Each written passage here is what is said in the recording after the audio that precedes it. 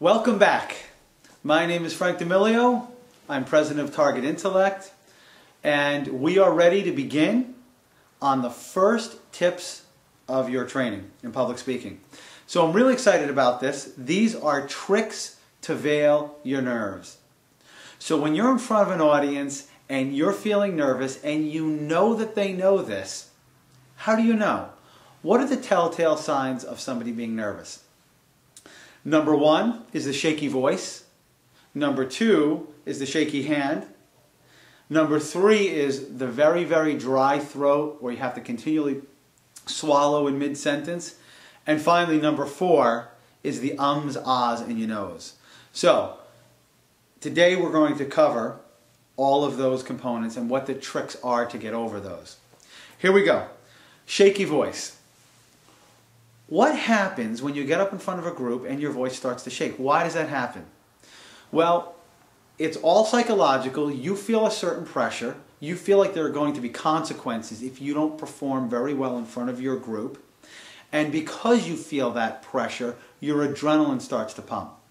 So your adrenaline starts to pump, which puts you in a fight or flight mode. But there is no fight and there is no flight. You're just standing there. Now you've got this excess energy running through your body, which makes your voice shake. Now your vocal cord is shaking as you speak. You feel awkward about it, so what's the intuitive thing to do? What do most people do? They lower the volume. That is the worst thing you can do if your voice is shaking. Here's the reason. It's physics.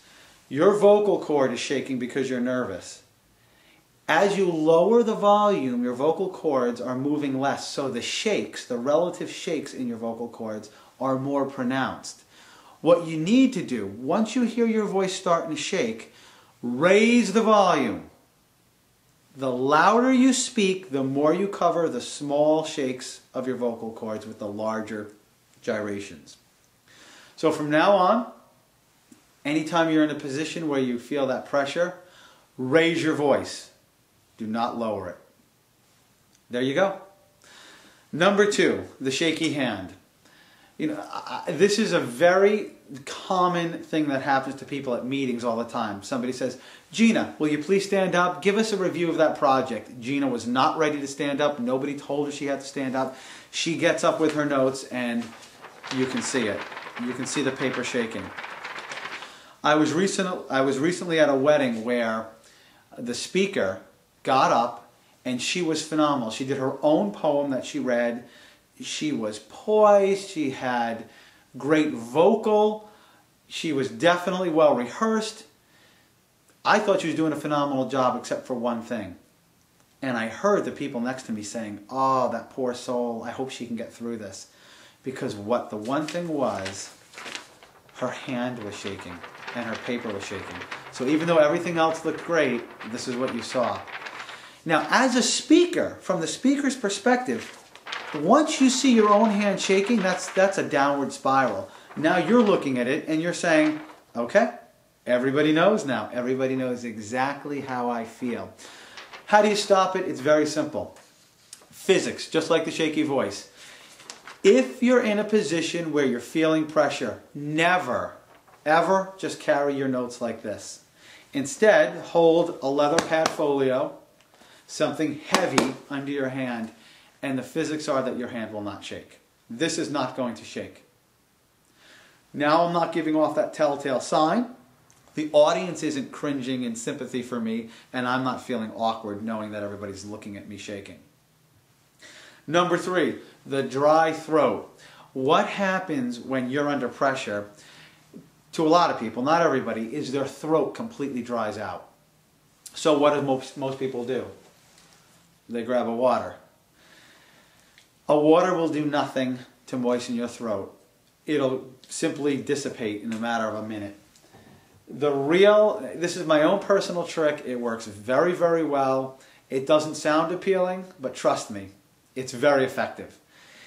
If you're worried about that dry throat, simply have lukewarm orange juice before your presentation. It'll give your throat a nice coating and you won't have that dryness.